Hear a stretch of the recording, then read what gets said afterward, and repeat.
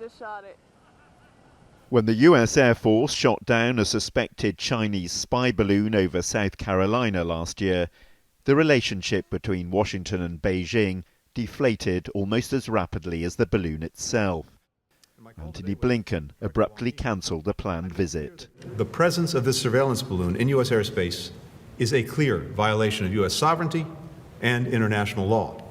Blinken has been back to Beijing since then and is continuing attempts to improve the relationship with the Chinese. Presidents Biden and Xi have also agreed to keep in regular contact, even when their two countries are in dispute. The US-China relationship is one of the most complicated geopolitical relationships on the international stage. They're not exactly enemies. They can't afford to be. Their economies are so deeply entwined. But they do see the world very differently. And the potential for them to become all-out adversaries is ever present. The biggest shadow looming is Taiwan.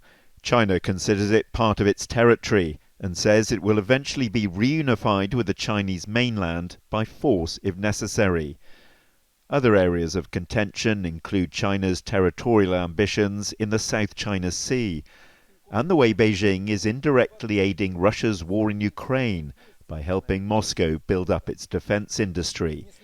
But analysts believe that the US and China do agree on one crucial thing.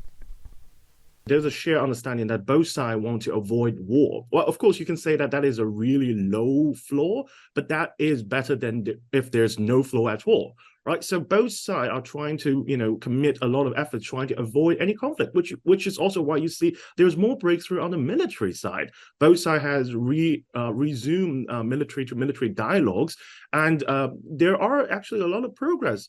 There's less progress on the economic front, however. In Pennsylvania last week, Biden called for sharply higher tariffs on Chinese metal products in order to save the jobs of American steelworkers. But for too long, the Chinese government has poured state money into Chinese steel companies. They're not competing. They're cheating. They're cheating. And we've seen the damage here in America. And then there's TikTok. At the weekend, US lawmakers voted to force a sale of the social media platform by its Chinese parent company, or face a ban in the US. Antony Blinken might find that 3 days isn't going to be anywhere near long enough to discuss all the issues dividing their two countries. John Brain, TRT World, Washington.